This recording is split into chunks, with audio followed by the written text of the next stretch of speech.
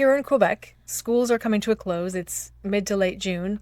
Schools are ending, and the question I get from just about everybody I see who I haven't seen in a while is, are you traveling this summer? What are your holiday plans? What's your vacation going to be? Because there's a sort of European Quebecois flavor of during the summertime, you take 2 to 4 weeks and you go somewhere with your family. You leave and you go somewhere with your family.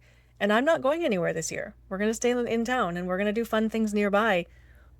And then another person asked me, are you taking time off from your job this summer? But I work for myself. So when I need time off, I just don't work. And I feel very, very privileged, but I'm not sort of taking time off where I'm going to say, no, I'm not going to work these 2, 3 weeks, whatever, because I can still get work done and still have a lot of fun. So how would you answer the question this summer? Are you taking time off or are you traveling this summer, going anywhere? That is exactly the question that people ask around here too. Like, where are you traveling to? Where are you gonna go? Like, well, do I have to go somewhere? Like, the thing I like about the summertime is just not having to go somewhere. Like, just like I don't have to get my kid up and get him ready for school. So here's my here yesterday. Yesterday was a beautiful day here. And so I usually go for a walk in the mornings. My daughter watches my son. And then I come home and I get my work done all day long. And so yesterday it was such a nice day. And I thought, I am going to take my walk with my kid and we're going to go to the park. Because the park's about 1.5 miles from here. So it'll be 1.5 miles there. Hang around the park a little bit. 1.5 miles home. They just put in a brand new accessible playground. And by that I mean I can bring my kid in his wheelchair to this playground and he has access to probably half of it. Just so y'all know, when anybody says that it's an accessible playground, they mean a couple of the parts of the playground are accessible. Yeah. By wheelchair. I mean, there's still going to be tons of climbing things, probably for the siblings, that my kid's never going to be able to access because he's just not ever going to be physically capable of that. That being said, they put a lot of effort and thought into including parts of the playground that don't need physical capability to enjoy. So lots and lots of musical things, lots of things where you can like bang drums or lots of chimes, tons of chimes. And so we did that yesterday and I felt like I was on vacation because I had never been to this park before. I got out into the sunshine and I got to walk and enjoy the fresh air.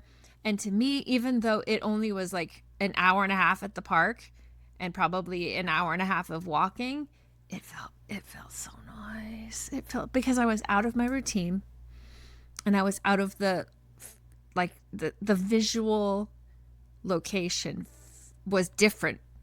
So it felt wonderful. And for those little bit of time, I could just completely forget about all of the other stuff that happens in life. So for me, I think that a vacation, like a travel, is kind of an effort to do that, but on a bigger scale. It's like an official thing. And yeah, it's very defined that way. It used to be more defined where when you were on vacation, you were unreachable. Now that we can be reached like 24/7 with our phones, I kind of wonder like, why do I want to go all the way to another country just to do all the work that I would still be doing if I was at home? So I think that's probably one of the problems that we have right now with being so connected is that we have lost our ability to disconnect and we don't step away from our real life anymore. And I think that's a problem. I think I have another level of that problem, and that is that I frequently do step away from my life. I'm an active parent. I do a lot of parenting, a lot of hours of parenting, but I feel so guilty every time I'm not in my office doing stuff for the entire day. Like if my car breaks down and I have to go take care of that, that could take 3, 4 hours in a day. And I don't sort of work until 3 o'clock in the morning to make up for that. But then I punish myself for being gone from the office. But this is what life should be, is this good balance and an ability to step away and disconnect and then come back refreshed and ready to get some stuff done in a more efficient way. When I was working outside of the home, I had this constant dread that I would always experience. When I was at work, I could not stop thinking about all of the things that I had to do at home or with the kids or with the household. And when I was at home, I could not stop thinking about all of the things that I had to do at work. So I was almost never present in the one that I was in because I was constantly worrying about the one I wasn't in. Right. And now that we can work from home, we do both. I'm on a client call and then I go do the laundry and then I do another marketing campaign and then we record a podcast and then I make lunch for my son. It's all mixed into the day. I kind of like that, but it also doesn't feel like I'm on and then I'm off. That is definitely a component of working for yourself, is that you really never are off. But I think that's why taking a vacation, whether it's physically traveling or just turning it all off, is so important, because we get into this routine of never ever being off, especially when we work at home and especially when we're full-time parents. And the reality is, even if we are traveling and on vacation and we are taking the time off, if our kids are with us, we are not off. Right. Because we're still Right. parents. Full-time parenting and doing that whole thing. So I almost find more value in like my miniature times away than I do in like a monstrous time away.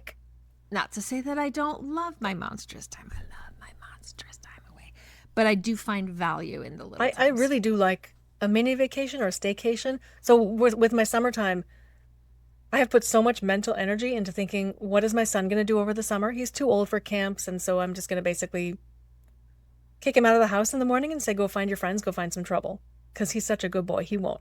But I want him to go out there and have this world. So I'm thinking, okay, I've got the 2 camps he has to go to. And then should I consider another camp? Should I consider volunteer opportunities? Should I open up a business for him? Or, whatever. I'm thinking all this.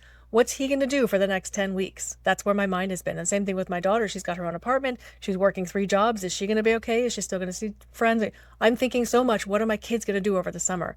And then it occurred to me, I really need some sort of reset. I need some sort of just quiet down, shut my brain off, not for the evening, but for like a day or 2 days. I need that just for me. And of course, if I do something and I take my kids with me, that works for me. But it can't be because I want to take the kids somewhere. It's because I need to go and take a couple of days to just think through what my summer's going to look like and what do I want to do and how much do I want to be at the office and how much do I want to do other things. I'm struggling with, why do I need that? What do I expect out of it? And how do I achieve those expectations? Because right now I'm turning it into a chore, and what I really want is just to turn my mind off for a couple of days, reset, and then start running again with my responsibilities. Okay, so what's challenging about taking 2 days away from your computer what's preventing you from doing that? I worry that I won't achieve what I want to achieve, and it'll just be 2 days wasted. I mean, that's the honest truth. Okay. So I think that's right there. That's the crux of the problem, is that you still want to make your downtime productive. I want it to be pre-productive for when I get back. Because otherwise, why do it? I'm relaxed. Am I relaxed? I'm relaxed. I'm totally relaxed. Oh, you're the poster child for relaxation. The other day, I was trying to do so many things at once. You and I were about getting ready to record, and I had to make my son lunch, and it was like just tons of stuff. It was like a finals day, so he was home at 1:00 in the afternoon. And I went down and I told him something and came back upstairs, and you said, you sound manic. I'm like, I always sound like this. This is my life. I always sound exactly like this. I thought that might not be the best way to live a long life. It's to be constantly like, go, go, go, go, go, go. Not that I am. Yeah. But when I'm not, I feel bad that I'm not. The whole point of taking time away from it is just to let your body and brain do what your body and brain want to do. If you pre-structure your downtime, it's not downtime. Okay, but one could argue that going on vacation is pre-structured. I think that's Yeah, it is, and that's why I don't find vacations particularly restful. Mm. I think, or travel vacations. So I think travel vacations are critically important to expanding our horizons and shifting our perspective. Like I think that there's something about being physically in a different location that does do kind of a hard reset. But also, I think we need to have those times when we're not just crazy busy all the time, which is why, like for me, a a beach vacation sounds lovely to me because when you're at the beach, there's really not a little lot to do except let your body and your brain do what your body and brain need to do. When you go on like a travel tourism vacation, you're going to have a great experience, hopefully, but it's not going to be very restful. It's not going to give you, it might give you a perspective reset, but it's not going to give you an energy reset. There's a trend in 2026 summer travel. Yeah. There are vacations built for people who like to read. So it's all about the relaxation, the quiet, the limited Wi-Fi, things like that. If you like to read, you take this vacation, you're going to get to read. So I think it's more than just me wanting to I've seen reset. crafting vacations where you can just like go and craft. But I also think that those whichever one you're drawn to has to feel like something you're looking forward to. In the Twin Cities, we have a location that is a silent retreat. And you can book this silent retreat and you can go, and the little cabins have no electricity because they don't want you to like stay up really late at night. I think they have electricity, but they don't have television, and they don't have Wi-Fi, and they don't have internet access. I mean, so you can have a light, but that's about it. And if you are walking on the walking trail, the understanding is it's a silent retreat. You don't have to say hi. In fact, you are not supposed to say hi to the people if you pass people on the trail. You just like ignore them. I have a girlfriend that cannot do it. It drives her complete. Like it's physically painful for her to just sit in silence. I don't think that that's restful. I don't think everybody has to have exactly the same kind of experience to get that recharge. But I think that everybody has to take a time away from our regular routine to get that reset and recharge. I just don't think you can just do that by taking the afternoon at the pool. Like I think it kind of has to. You have to know your own body's clock to know how much time you need. And then you also have to be willing to turn it off. that work piece. When my 20-year-old was a little girl, between 2 to 7-ish, we used to have a couple times a year, we would call it a disconnected weekend, where Friday night we would turn off all the electronics. We wouldn't use the stove. We would use lights, things like that we needed, hot water. But we would turn off all the electronics, no TV, no stove, no music. And we would just have this really quiet weekend just doing other stuff, just playing games and all the stuff that we do that doesn't require electronics. And, over time we stopped doing that because right now that sounds a little bit torturous to me.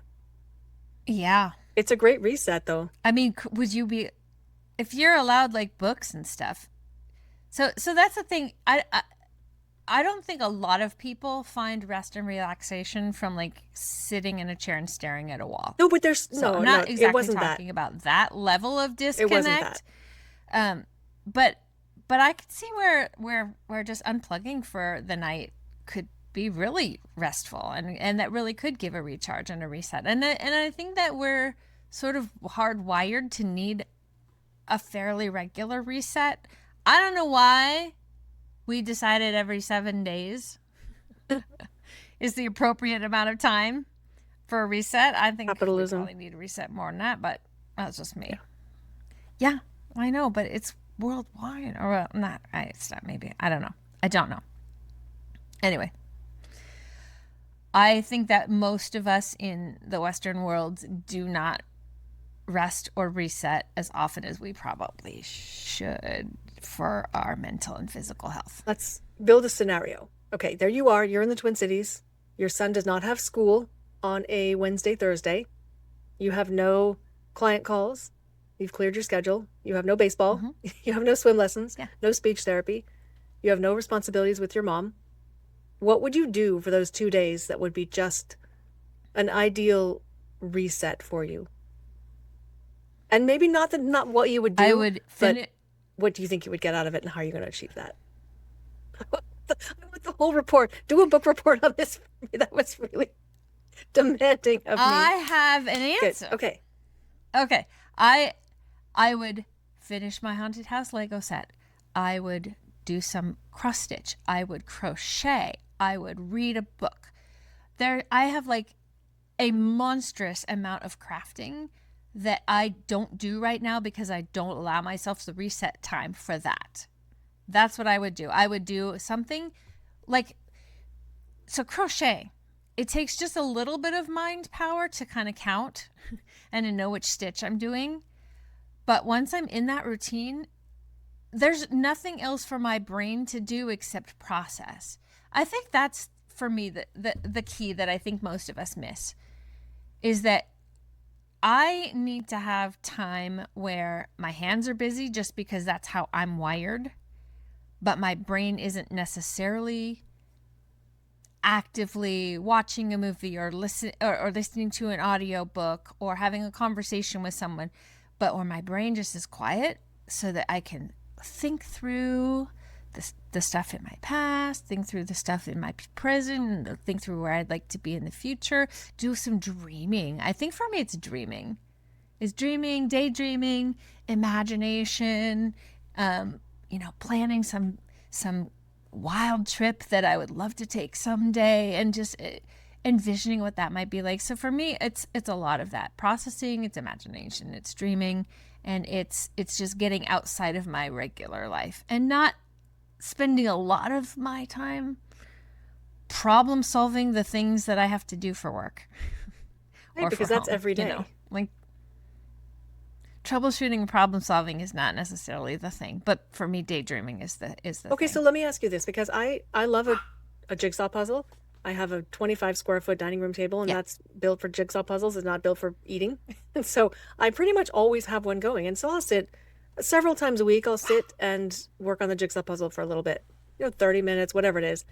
But it doesn't make me feel reset. 30 minutes? Sometimes an hour. Please like and subscribe and comment. We would love to hear what you think that we should be talking about. 30 minutes? Sometimes an hour. If it's evening time and my son's watching TV, I'll spend an hour there. I think there has to be some intention behind it. If puzzling is what you like to do. It is. Okay, so here's what happened this weekend. We had. Why? Why do I like it? There's a dopamine hit of. No, why does there have to be an intention? I'll tell you, because this last weekend. Oh, you mean there has to be an activity? No, there has to be something different, because I have done that and have failed at it. So this past weekend, we were supposed to have on Saturday an away game, like an hour and a half drive, a triple header or a double header baseball game. So the whole Saturday was baseball. We're going to drive up. We had planned the meals, and then whole day was planned. It got pouring rain Thursday, Friday, and so Saturday was complete wash. We couldn't play baseball. And I didn't have time to think of, okay, what are we going to do instead? It's pouring down rain. I was thinking, my first thought was, this is great. No baseball. I'll do yard work. Duh. You can't do yard work if it's pouring down rain. Anyway, me and my son did nothing the entire day. I puttered. I pooped. I ate. I fed him, just as you were describing. And Sunday, my friend Katie, who was also in the baseball, she's a baseball mom, who also got rained out on Saturday, she came to the game on Sunday morning, and we were both feeling really, really crappy. Like, that was just a really long, wasted day. We got nothing done, no motivation. We both felt just really sluggish. So I feel like there has to be something different than just not getting anything done in a day versus planning a day that we can just not have to do anything, and then it's going to end up making us feel better and not worse. No, I think you pegged it right there, though. You puttered the day away. Yeah. Rather than planning rather than giving the day your permission to just rest and relax. Like, I think because you came at it backwards, like you had plans and then the plans fell through, that you ended up just like, okay, we're going to do nothing today. Like, what kind of nothing are we going to do? Is it, so I can I've had those too. Everybody's had those where you like do nothing all day and then you go to bed and then you wake up and you're like, I didn't get anything done. And you just feel like crap. And I think this is why some people take, like, this is why Minnesotans have cabins. You're wondering, like, why would you get a cabin? You'd go to the same place every single time when you could go and to do a vacation. It's because it gives you that reset. You go up to the cabin. You do nothing with your day. You don't feel like crap at the end of the day because you didn't go up there to get stuff done. You went up there to rest and relax and sit by the lake for 5 hours and read a book or fall asleep or have conversations with people that you like, or sit, go wading or boating or, whatever that is. But the physical separation gives you that reset. And I think you can do that at home, but not when you come at it backwards like you did. Yeah, I think there's an intention behind it, or at least permission beforehand that I'm going to take this time on purpose. Mm-hmm. Yeah, which I didn't do. And if you plan it ahead, like if you know it's coming, you can decide, okay, I'm going to do a puzzle that day. Or I'm going to do a puzzle and maybe I won't do the puzzle. But when you get to that day and you do or don't do the puzzle, it's like, okay, but I'm choosing that this is what I'm going to do with my rest. I've already chosen that I'm not going to be busy. Yeah. Yeah. Yeah. I think so. I do think that there's value in, if you can afford it, to go elsewhere to get that reset. But I don't think you have to spend the money to go elsewhere to do the reset. I think it really has to do with how you approach it. Yeah, I think I have not been approaching it properly. I mean, I'm kind of punishing myself for not having done the relaxation right. That's just counterproductive. Because you probably, when you learned you didn't have baseball, you probably thought to yourself, oh, cool, I can do nothing all day. And then spent the whole day thinking about all the things you should have been doing instead, because now you have the time off and you could have been working, you could have this and that and the other thing. And that's always going to catch you. Yeah, it was like the pipe was clogged because I couldn't play baseball. I couldn't go to baseball, couldn't do yard work, couldn't really take a nice outing during the day because it was so wet. Like, it's just, okay, what am I going to do now? And the answer was, should be something. When I was a pastor, I used to have either a weekend or a whole entire week where I would take our youth to camp. And I loved it so much because I didn't have to do any of the programming. My whole job was just to be the adults that was related to the kids that were there in case something happened. And so I would get to enjoy all the meals with them, and then they would go off and do their campy things, and I would just have the whole entire day to myself for like a week. And it was amazing. And one of those years, I did actually bring a notebook, and I spent that whole entire week plotting my escape plan. Ooh, that's from okay. job. That's, yeah. If I'm being really honest, like I laid out in my head and on paper an entire like business plan for what I could do. And so that was in the summertime, and it was in like October, I think, when I finally got to that where like I need to tell them I'm leaving. So I didn't like come back from that vacation, that camp experience immediately and put in my resignation, but it really got the ball rolling for me. And like by the time I got back from that and realized how much of a reset that was for me and how desperately I needed more of that in my life and was never going to get that with this kind of a job, it really made me realize I needed to change my pace completely, and that meant leaving the job and finding something else to do.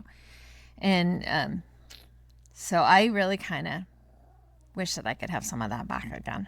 Like I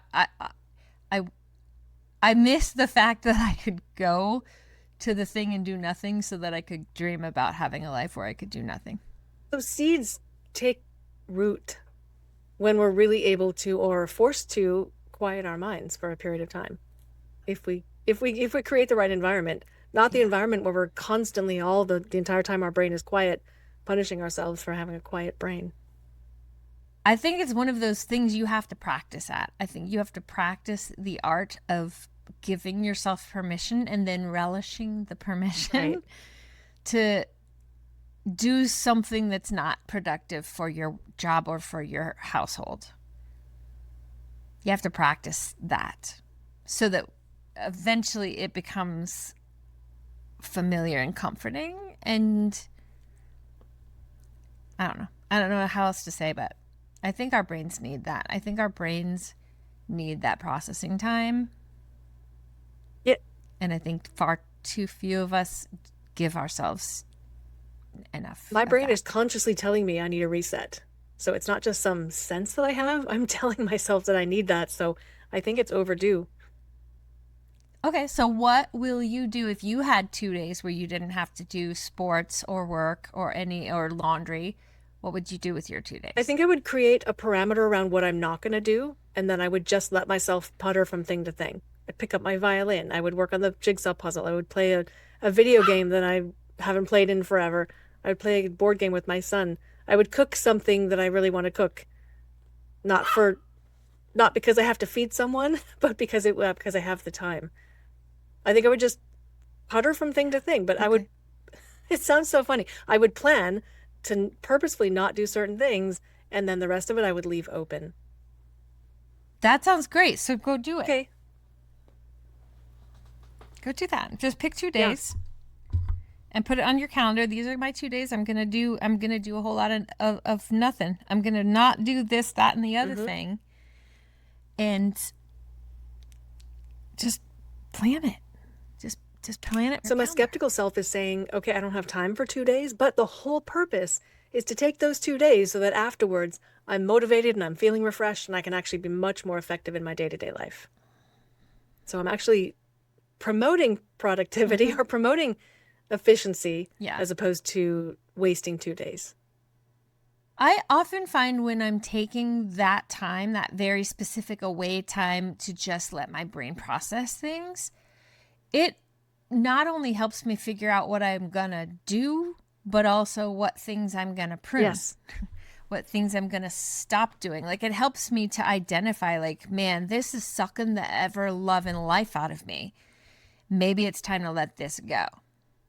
And I don't come to that conclusion if I don't give myself that time for my brain to really just step back and think it through. And it takes more than an hour. And it takes more than a few hours. And sometimes it takes more than a couple of days. Sometimes it can take intermittently, it can take weeks and months of that kind of processing for my brain to be like, oh, that's the thing that's killing me slowly, so that I can cut those things out. Or, man, I really miss having this thing because that thing really feeds me. And then make the conscious decision to add that thing back into my life. I think I need to listen to myself more, because when I was working for a company and I was head of a huge department, I used to give a seminar to all of my people on how to prioritize, how to say no. Not just prioritize, but of those things that you prioritize, you're going to have to let go of 5 of those things. How do you say no? And it was a whole process of agreeing that that's a no, right? Agreeing what the consequences of that no are going to be, figuring out, here are some ways that I could get that done. And where is the line between I could get it done, but it's an actual no? Like who am I gonna anger versus how much time am I gonna waste doing this thing that should not be a priority to me?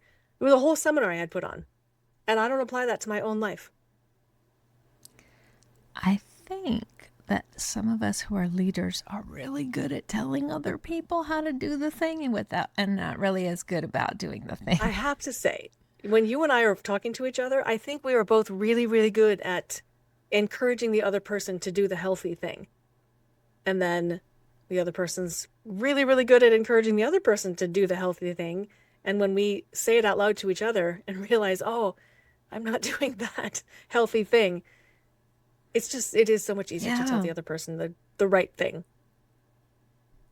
There's magic when it's you and me, in that when you and I discuss things, I'm much more likely to actually go out and do the thing that either you're recommending I do or that I recommend that you do. I'm much more likely to actually go out and try the thing because we talked about it here. Yeah, I'm extremely privileged to have you. So you're going to take some time to yourself? Tell me what to do with my reset, because I already know, but I want to hear from you. No, you don't have to do anything with your reset. You just need to create for yourself time to do the reset. Yep. Just give yourself time and the permission. That's all. It's really that simple. It's really that simple. Is just, I'm going to take this day and that day, and I'm going to have a few activities that I love to do just because for me, I know I need to have my hands busy. I can't just sit. Or maybe I just want to do an audiobook and then I'll walk while I'm doing that. Just more of that. It's really just as simple, I think, as picking the days and giving yourself the permission and then just leaning into it. Okay, I'm going to do it and then whatever comes of it comes. Because I could always do it again. If it ends up being super productive, or if it ends up being that you feel like, shit, I just wasted 2 days. I mean, you can't control the outcome of it either. Sometimes that time away is going to be really refreshing, and other times it's going to be like, oh man, I just fell further behind. But I think it's a matter of setting expectations that this is not a one and done.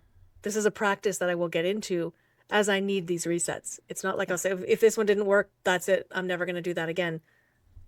That's not the way it works. Yeah.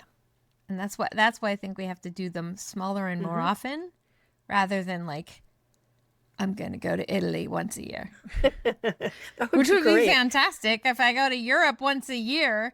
But that's not the same thing as the reset like we're talking about.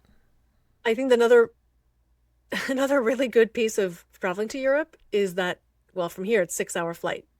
Because on a flight, we can't do anything else, really. And there's something very nice about that. Yeah. It's boring, but it's part of a reset. It really is.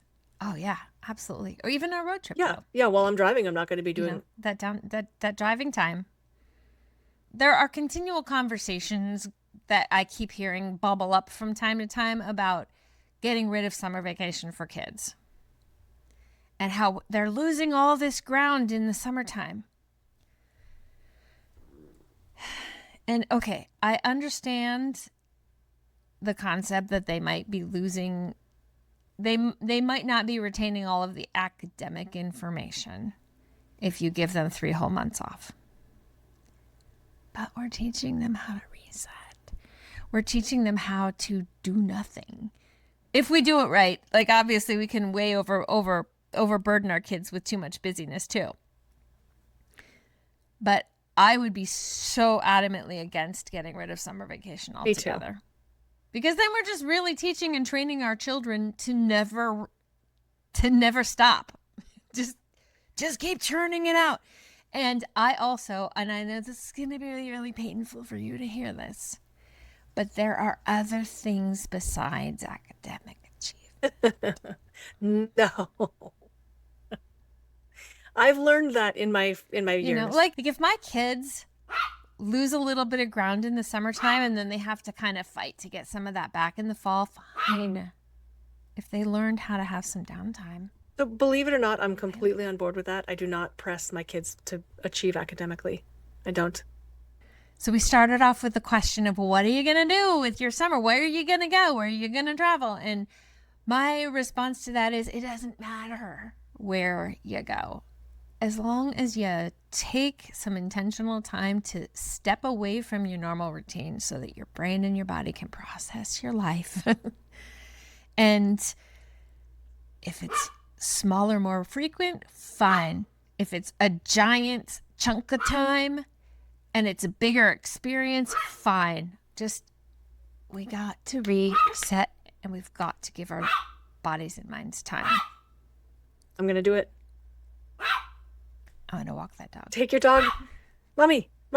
Mommy, mommy, mommy. Yeah, mommy. Seriously, that's what it is. Yeah. Cutie. Okay, so yes, do go take some time off. Give yourself pick 2 days. It doesn't even have to be a Saturday. No, that's harder. Too much stuff on the weekends. Tuesday. So, on an aside, next week, Tuesday to Friday, I'm taking Josh up to Duluth. Josh and James. Nice. Up to For Duluth vacation? for a reset because he has not had a reset in a really long Beautiful. time. Yeah, like a little mini vacation. It's like a 2.5 hour drive. We're just gonna get a little cheap hotel and just tool around and I was like, well, what do you want to do when you get up there? He's like, I don't want to plan something. Perfect. He already knows. I want to go up and explore it. And I'm like, yeah, that's the point. And he said, I really, really need a reset. I'm like, yeah, that's what Beautiful. we're going to do.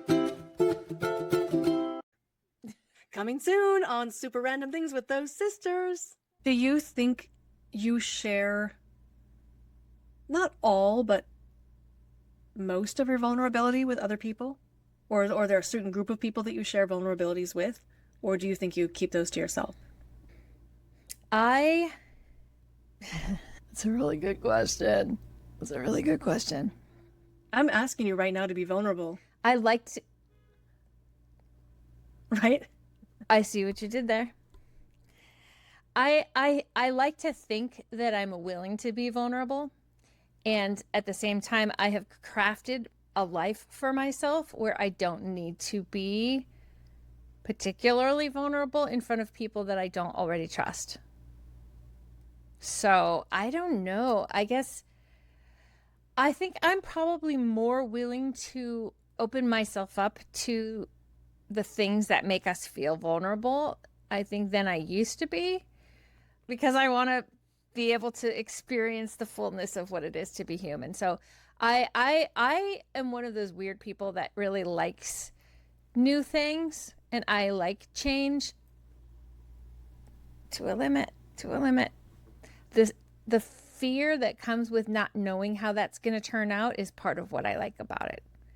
So in the sense that I have to be vulnerable to try a new thing that I really don't know how it's going to turn out. And I think I'm pretty willing to do that. If we're going to talk deeper about vulnerability, maybe we can talk about what that means to us, what that is. And so for me, vulnerability includes, but it's not limited to, asking for help, admitting that I'm not good at something, admitting that I'd like to be better at something, admitting that I've made a mistake. For me, vulnerability is allowing other people to see the parts of me that I'm not like super proud of, the parts that I wouldn't necessarily put on Instagram or out there on the social medias. Like, vulnerability is allowing people the opportunity to see that part. So both of our definitions of vulnerability involve exposing a negative piece of ourselves. Something we're not proud of, a mistake, a weakness, a need. Is that really where we're landing? Hey, Aslu, do you like your mom's content? I do. Do you like it, Kiwi? I really do. I like my mom's content. It's amazing. Hey, you can subscribe, please. Like and subscribe.